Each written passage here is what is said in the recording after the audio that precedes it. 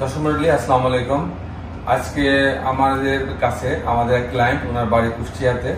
উনি দীর্ঘদিন যাবৎ আমার ভিডিও দেখেন। তো উনি আমাদের এখানে আসছেন, আমাদের কুষ্টিয়া অবশ্যই আসছেন একটা 4 তলা বাড়ি করার জন্য। তো আমি ওনার পরিচয় আপনাদের সামনে করিয়ে দেবো। আপনাদের নামটা বলেন প্লিজ। আমার নাম মোহাম্মদ আইনাল হক। আপনি আমাদের সন্ধান পাইলেন কি করে, একটু জোরে বলবেন। স্যার, আমি অনেক দিন যাব, প্রায় 2 বছর আপনার ভিডিও, অনেক সুন্দর সুন্দর ভিডিওগুলো আমি দেখছি। তো সেইগুলো দেখি আপনার এই বাড়ির যে ডিজাইনগুলো আমার খুবই সুন্দর লাগছে, এই জন্য আমি এই বাড়িটা করার জন্য আপনার কাছে আসা। আপনি তো অনেক আপনার গ্রামে বাড়ি করবেন, ইচ্ছা করলে তো মিস্ত্রি দিয়েও করতে পারতেন। ইঞ্জিনিয়ারের কাছে আসার কেন প্রথম মনে করলেন? না, এখন গ্রামে বাসা করে কিন্তু সেগুলা দেখতে অত সুন্দর হয় না, হয় কিন্তু সুন্দর হয় না। আমি চাচ্ছি যে একটু সুন্দর করে বাসাটা বানানোর জন্য। স্যারের ডিজাইনগুলো খুবই সুন্দর লাগে, এই জন্য আমি এখানে। আমাদের অফিসে এসে আপনার কেমন লাগলো আজকে? না, আলহামদুলিল্লাহ ভালো লাগছে আমাদের। তো দর্শক মণ্ডলী, আমরা এখন ভিডিওর পরবর্তী অংশে যাব। তো আমরা ইনশাল্লাহ চেষ্টা করব আইনাল ভাইয়ের বাড়িটা অনেক সুন্দর করে ওনার মনের মতো করে করার জন্য। ওনার সঙ্গে ওনার ওয়াইফও আসছে। তো ওনারা একটা অ্যাডভাইস অলরেডি আমাদেরকে দিয়েছেন যে ওনার বাড়িটা কিভাবে হবে। নিচতলাতে 2টা ইউনিট করবেন, আর ফার্স্ট ফ্লোরে 2টা ইউনিট হবে, দুটা মিলাই একটা হবে, আর একটা সিঙ্গেল হবে, এবং অন্যান্য তলায় 3টা করে ইউনিট হবে। তো দর্শক মণ্ডলী, আমরা সেই ভিডিওটাও আপনাদের মাঝে পরবর্তীতে দেখানোর চেষ্টা করব। এখন আমরা এই ভিডিওর পরবর্তী অংশ দেখে আসুন। দর্শক মণ্ডলী, আসসালামু আলাইকুম। আমি আজকে আপনাদেরকে মাত্র 1 কাঠা জমিতে একটি ডুপ্লেক্স সহ 4 তলা বাড়ির প্ল্যান ডিজাইন দেখানোর চেষ্টা করব। দর্শক মণ্ডলী, এটা চমৎকার একটি কম্বিনেশন করে এই বাড়িটার ডিজাইনটা করা হয়েছে। ছোট্ট একটা বাঁকা জায়গা, তার মধ্যে এত সুন্দর একটা ডিজাইন তৈরি করা হয়েছে। এই বাড়িটার আরও কয়েকটা মডেল আছে। সামনে থেকে যদি দেখি আমি বাড়িটা, তাহলে বাড়িটা দেখতে এরকম দেখা যাবে। দুই দিকে 2টা বারান্দা আছে, এখানে একটা পোর্চ আছে। চমৎকার করে নিচে 2টা গ্যারেজ, 2টা গাড়ি রাখার জন্য গ্যারেজ রাখা হয়েছে। যদি আমি অন্য একটা অ্যাঙ্গেল থেকে দেখি, আবার এই পাশ থেকে দেখলে আবার বাইরে দেখতে এরকম দেখা যাবে। খুবই অসাধারণ কম্বিনেশন করে ডিজাইনটা তৈরি করেছি, এবং অল্প টাকার মধ্যে এই বাড়িটা তৈরি করা সম্ভব। যাদের জায়গা কম কিংবা জায়গা বেশি আছে, বাজেট কম, অনেক রুমের প্রয়োজন হয় না, তাদের জন্য এই ধরনের একটা বাড়ি হঠাৎ করে দেখলে মনে হচ্ছে এটা 4 তলা বাড়ি, কিন্তু প্রকৃতপক্ষে কিন্তু এটা 3 তলা একটা বা 3.5 তলা একটা বাড়ি, আর নিচতলাটা গ্যারেজ। প্রকৃতপক্ষে 1 তলা আর 2 তলা মিলাই একটা ডুপ্লেক্স করা হয়েছে।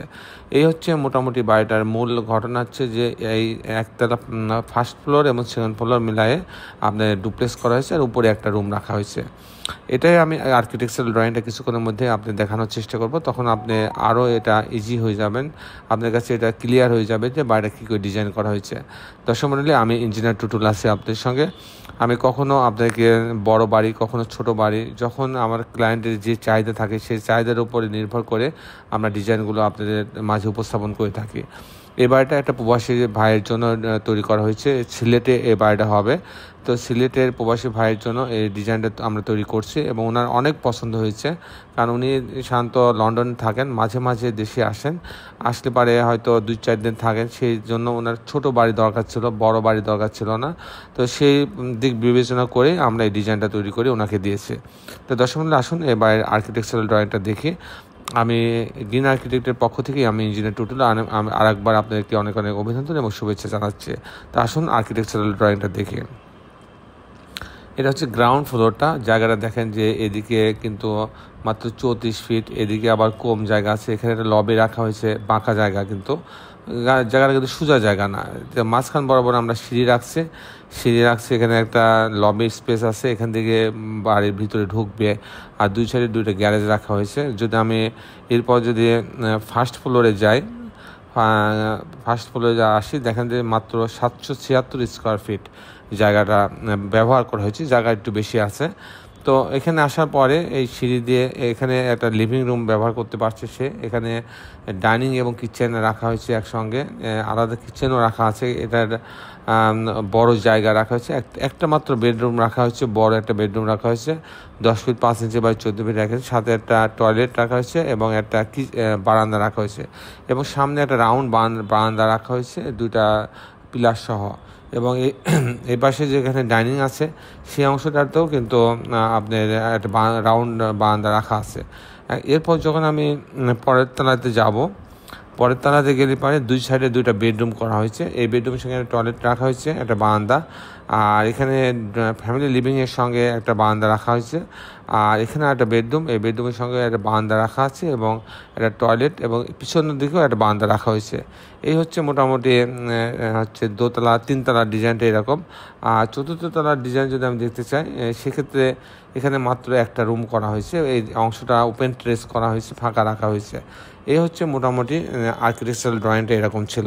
তো দর্শক মণ্ডলী, এখন আমি আপনাদের জানাবো যে এই ধরনের বাড়ি নির্মাণ করতে কেমন টাকা খরচ হয়। যেমন এটা 750 স্কোয়ার ফিট যদি আমি ব্যবহার করি, সেক্ষেত্রে প্রতি তালাতে আপনার 10 লক্ষ টাকা খরচ হবে। তাদের এখানে 3 তালা আছে, 1 2 3 তালা, 3 তালাতে 30 লক্ষ টাকা, আর পরেতে হয়তো আপনার আরও 5 লক্ষ টাকা, 25 লক্ষ টাকা খরচ হবে।